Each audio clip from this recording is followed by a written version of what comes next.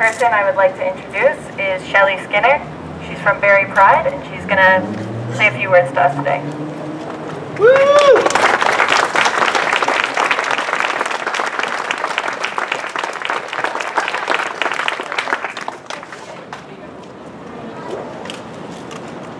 Hello, everyone. I want to thank each and every one of you for showing up tonight. It's great to see you and all of the wonderful signs. Thank you very much for taking that time. I do see a lot of familiar faces, and most faces I didn't see at Barrie Pride, so I hope to see you next year. You know who you are. Tonight, we are here to honor those who were injured during the August 11th and 12th white supremacist rally, and to pay tribute to Heather Heyer, a 32-year-old woman who was killed for doing what we were all doing here today, standing up and fighting hate. As a queer person of color, a woman, a single mother, and an activist, I am here tonight to shed some insight to every white face here on what it's like to live as a person of color. Growing up in the GTA, I was privileged enough to be surrounded by people of various backgrounds and ethnicities. Rarely the only dark-skinned person in the room, but my experiences were not always positive. At a kindergarten age, I was living at the back of St. Steele's area. At the time, prominently Jewish and Portuguese, I went to a Catholic school, and I was often bullied and teased for being black. So much so that I hid by the lost and found every day. My sister was also bullied. My mother took both of us out of that school. I can continue to share detailed experiences of when I have felt overlooked, ignored, insecure, hated, mistreated, simply because of the color of my skin. For being a black woman, and for being an open queer person. But I will continue my story from when I moved to Barrie, Ontario. The year was 2012, just only 5 years ago. I was encouraged to consider moving to my own town by a Barrie resident who had assured me that it was a lot more affordable than the GTA. Yeah. At the time, that was the truth. But I hesitated. I really hesitated. Barrie was an ultra-conservative, closed-minded, uncultured white town. This is what most of my friends and family had viewed. Thank you. I guess if you know me at all, I like a challenge. But within the first 15 days of living here, I was called a nigger 3 times. I was asked by one gentleman if I had worked at crossovers. Unaware of what crossovers was at the time. But I guess as a young black woman in this town, to him, the only valid reason for me to be here was because I was a worker at crossovers. I was also accompanied by a young white man that evening, and for months we did enjoy the city together, but we were often gawked at, scolded, and offended quite a few of the white citizens here in our town just for our presence. For those of you that know me, You got this, Shelly. You got it, girl.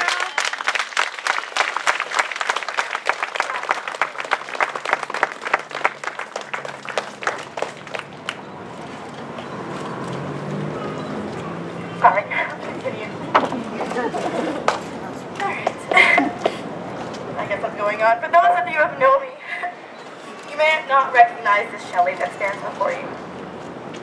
I'm usually known as a fun, outgoing, positive person, a hostess at many events, a supporter of our community. I rarely stand a victim. I don't complain when I'm the only person of color in the room, or when I'm stereotyped. I see hope and I see light in everyone. And I stand here today wounded and saddened and angry.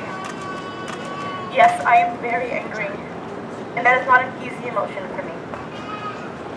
I'm angry because in 2013, over 25 years after my mother pulled me out of my school, I had to pull my daughter out of her school for the same ignorance. I'm angry today because as a queer female, a single mom, a person of color, I've single-handedly witnessed and experienced the hardships that come with the color of my skin, including most recently receiving counsel from a lawyer who was a friend of mine, who gave me with genuine love and concern for me and my children advice that my rights as a single mom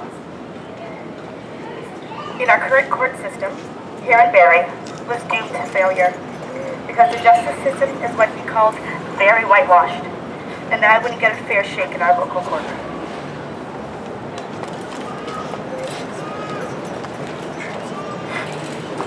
I am angry because earlier this year, I took a stand to join Barrie Pride as vice chair, our local not-for-profit organization that is working to create a more loving and safe city for our LGBT citizens. But I was shocked to see that those who I thought were supporters of me clearly stood back and stood silent when I shifted my work from event planning to Barrie Pride activism. I'm standing here and I'm looking at all the politicians, business owners, my friends, Barrie Pride allies and supporters. I applaud you for being here. But I am cautious and feeling a sense of togetherness. Like we are all family.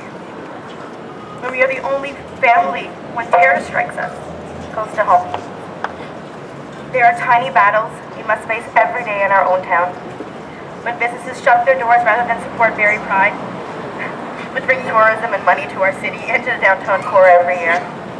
When our local councillors and politicians are conveniently away during Pride Week.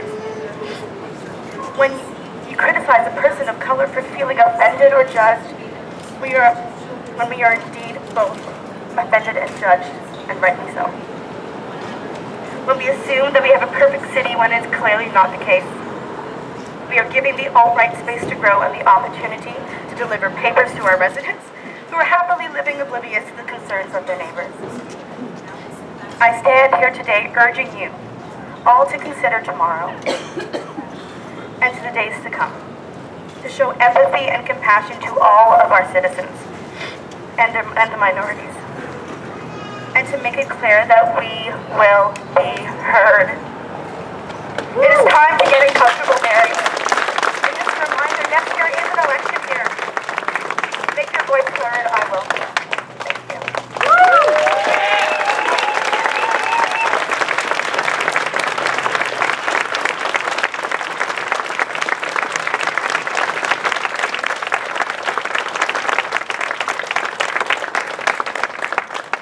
Peter, that's your organizer.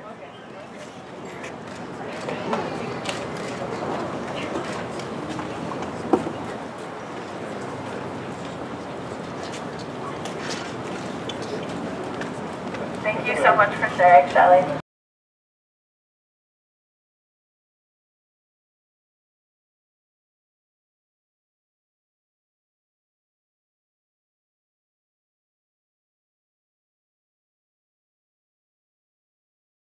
I'm here tonight to shed some insight to every white face, white face, white face, white face, white face, white face, white face, white face, white face, white face, white face, white face, white face, white face, white face, white face here.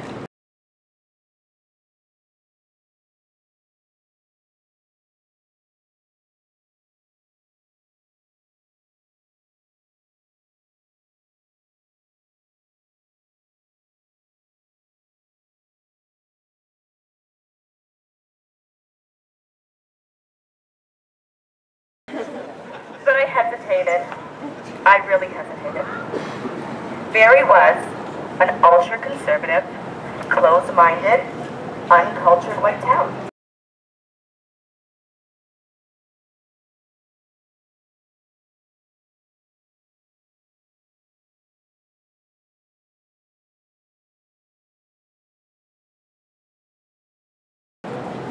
This is what most of my friends and family had viewed. Thank you.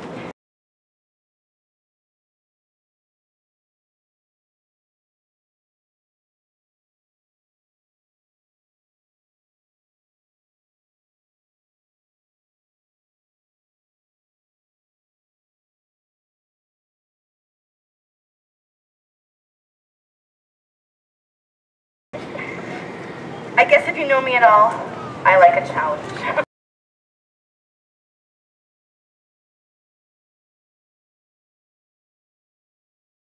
I was asked by one gentleman if I had worked at crossovers. Unaware of what crossovers was at the time. But I guess as a young black woman in this town, to him, the only valid reason for me to be here was because I was a worker at crossovers.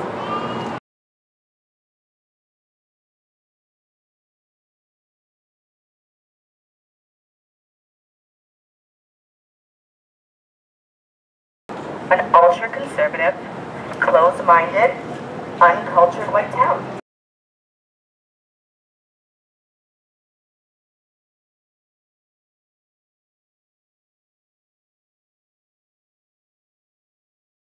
An ultra-conservative, closed-minded, uncultured white town.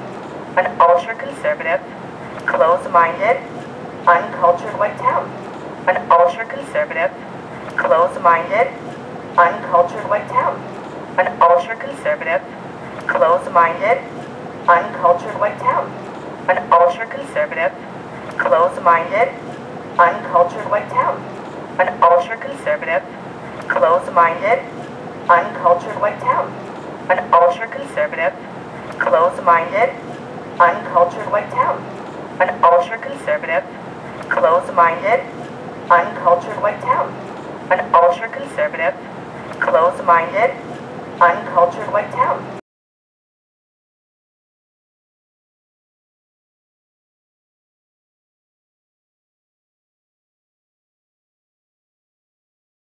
And just a reminder, next year is an election year. Make your voice heard, I will.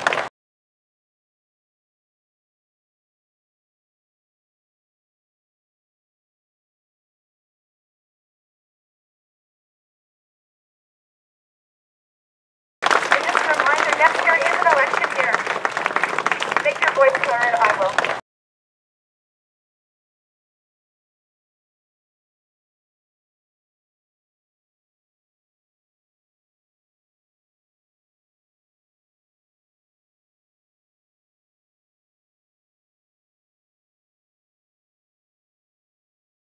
White face, white face. An ultra-conservative, closed-minded, uncultured white town. Make your voice heard, I will.